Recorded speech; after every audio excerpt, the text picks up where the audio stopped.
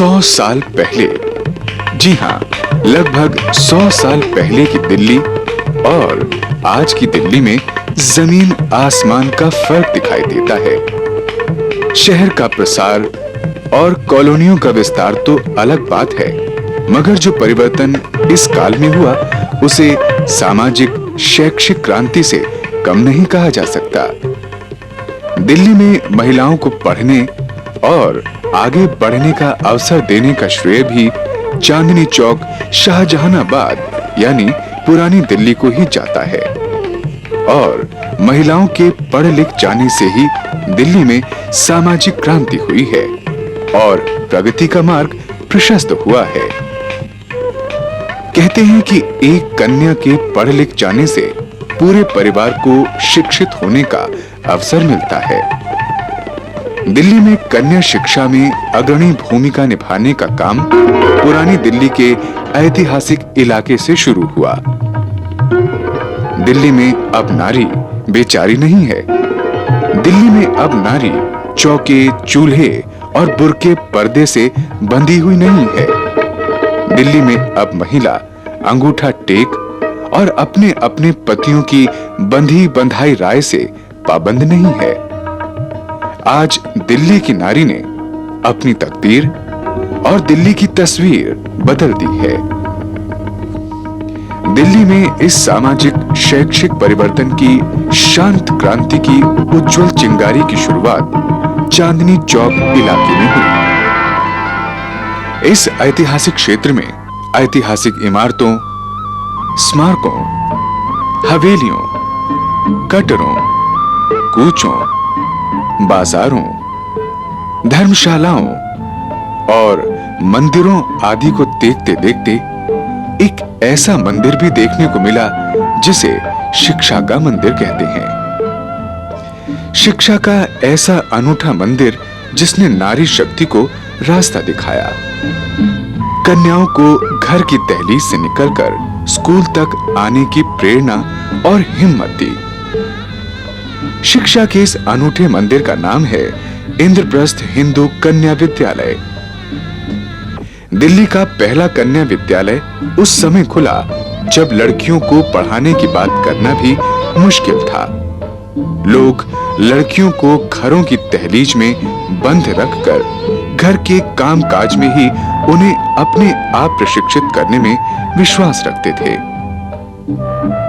ऐसे में दिल्ली के जामा मस्जिद इलाके में सन 1904 में इस कन्या विद्यालय ने काम करना शुरू किया और शुरू से ही इसे कन्याओं को स्कूल में दाखिल करवाने के काम में विरोध का सामना करना पड़ा।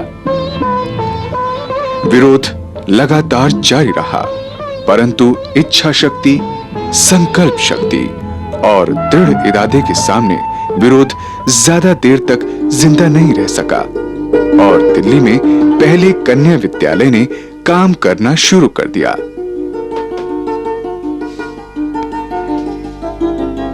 इस स्कूल की कहानी दिल्ली में नारी शिक्षा के प्रारंभ और विकास का लंबा इतिहास है। भारत में महिला शिक्षा की शुरुआत का बिगुल बजाने वाली आयरिश महिला श्रीमती एनी बेसेंट के आह्वान पर दिल्ली में भी कन्या विद्यालय खोलने की हलचल शुरू हुई। दिल्ली में जामा मस्जिद के पास पहला कन्या विद्यालय खोलने के लिए लाला बाल किशन दास ने अपनी हवेली दान में दे दी और इस प्रकार ये हवेली नारी शिक्षा के इतिहास की पहली प्रत्यक्षदर्शी बन गई। पुरानी दिल्ली में इस प्रकार 20 मई 1904 को लड़कियों के पहले स्कूल इंद्रप्रस्थ विद्यालय की विनम्र शुरुआत हुई।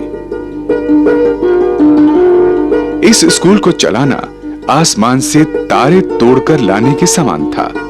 कोई भी परिवार अपनी कन्या को स्कूल में पढ़ने को भेजने के लिए तैयार नहीं था।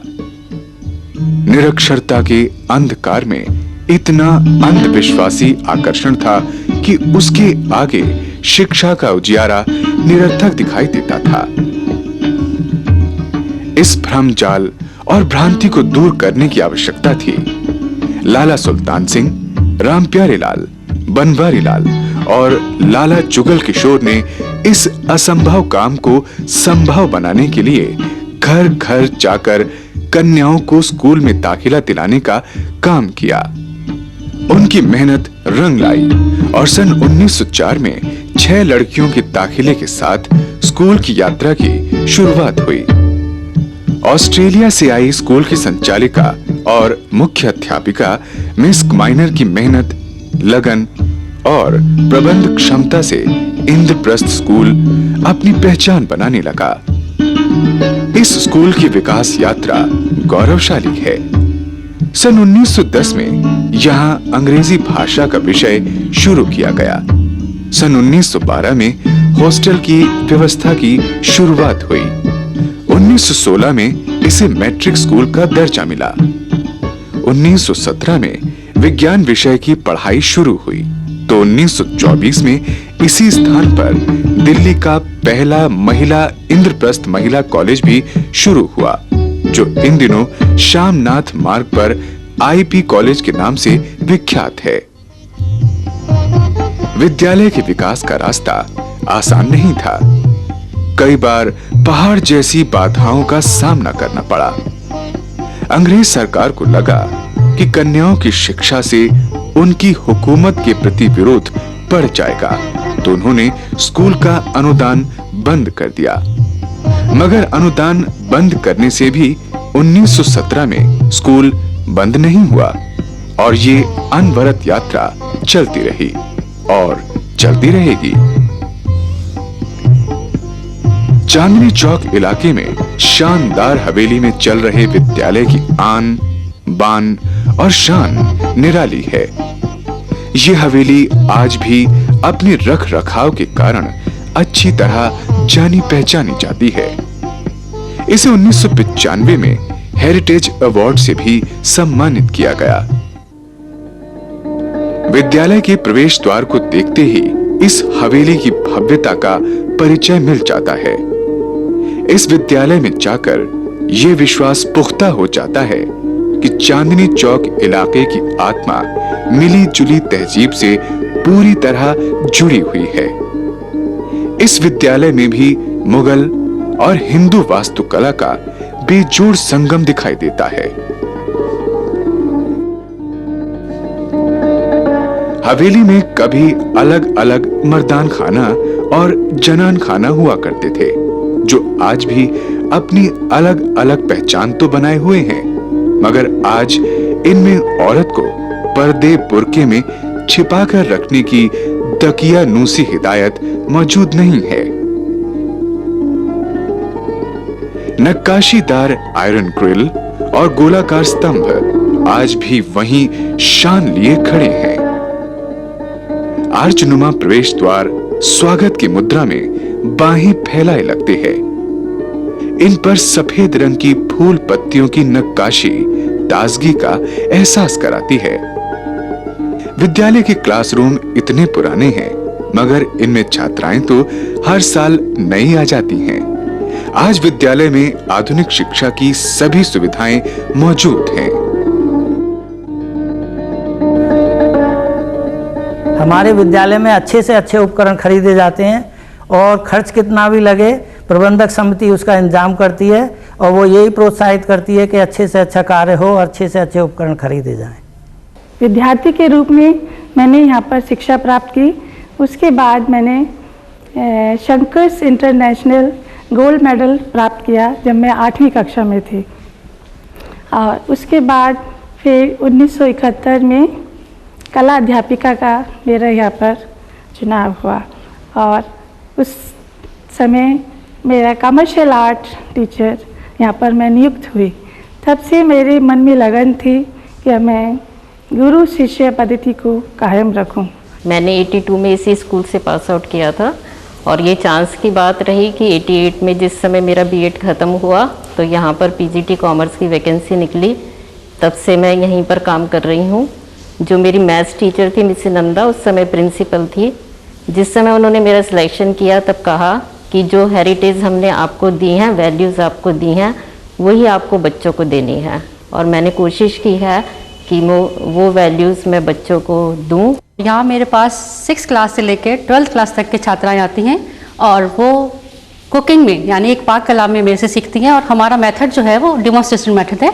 इसका मतलब कि बच्चे मेरे साथ खेल खेल में इवन बहुत छोटी चीज़ से लेके और डाइट प्लानिंग तक सीख जाते हैं और उनको पता भी नहीं लगता कि हमें ये सब चीज़ें कैसे आ गई। इस विद्यालय का इतिहास जानने के लिए लाला जुगल किशोर के परिजनों से बातचीत में कई अनछुए पहलू सामने आए। ये विद्यालय 1904 के अंदर लाला जुगल किशोर, लाला बालकृष्ण दास, लाला सुल्तान सिंह, लाला प्यारेलाल और इन लोगों के आभास से बना था ये, और ये फलता फूलता चला गया।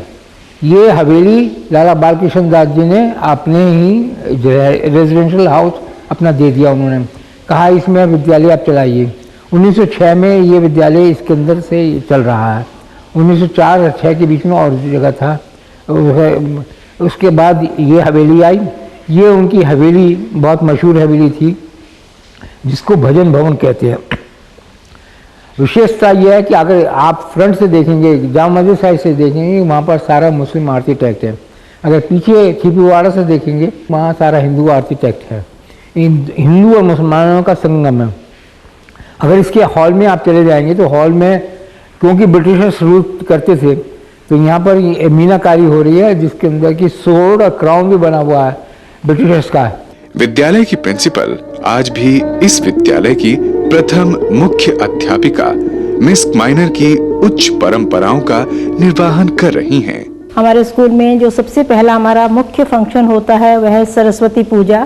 क्योंकि स्कूल की स्थापना 20 मई 1904 को हुई थी, इसलिए हम अपने विद्यालय का जो सेशन है वो सरस्वती पूजा से आरंभ करते हैं। उस दिन पूरे साल के जो है हमारी कार्यक्रम होते हैं, उसमें कल्चरल प्रोग्राम होते हैं, बच्चों को पुरस्कार दिए जाते हैं और प्रबंधकारिणी समिति के पीटीए के सभी सदस्य आते हैं और विद्यालय के बारे में अपने विचार प्रस्तुत करते हैं और विद्यालय को और अच्छा बनाने के लिए अपने सुझाव देते हैं।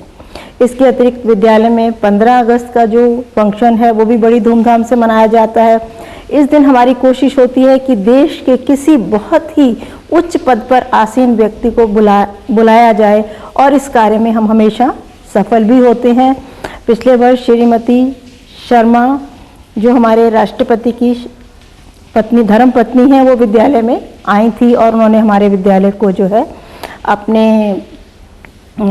अपना आशीर्वाद दिया था। मैं इस विद्यालय को एक पुण्य स्थली के रूप में मानती हूँ क्योंकि यहाँ पर रविंद्रनाथ टैगोर आए, सरोजनी नायडू आई, कमला नेहरू यहाँ की छात्रा रही हैं और उन सभी के जो विचार थे वो हमारी विजिटर्स बुक में लिखे हुए हैं। मैं आप सबको आह्वान करती हूँ कि यदि कोई टैगोर जी की, सरोजनी नायडू की हैंडराइटिंग देखना चाहे और उसे पढ़ना चाहे तो वो हमारे विद्यालय में आ सकता है और हम उनके विचारों से उनको अवगत करा सकते हैं। इंद्रप्रस्थ विद्यालय की वजह से दिल्ली में कन्या विद्यालयों के खुलने का सिलसिला शुरू हुआ। इस प्रकार कन्या शिक्षा के आंदोलन और महिलाओं में आत्मविश्वास पैदा करने के प्रयास में इस विद्यालय को अग्रणी ही कहा जाएगा। शिक्षा के साथ साथ देश प्रेम और कर्तव्य परायणता का आभास कराने वाला यह विद्यालय इतिहास का एक स्वर्णिम अध्याय है। पुरानी दिल्ली की ये अनमोल विरासत है जिस पर समूची दिल्ली को नाज है। इस इंद्रप्रस्थ हिंदू कन्या विद्यालय के महत्वपूर्ण योगदान का मूल्यांकन करना कोई आसान काम नहीं। महिला शिक्षा के क्षेत्र में इसकी भूमिका को सदैव याद रखा जाएगा। पुरानी दिल्ली की इस अनमोल संस्था के अनवरत प्रयास को हमारा सम्मान पूर्वक सम्मान।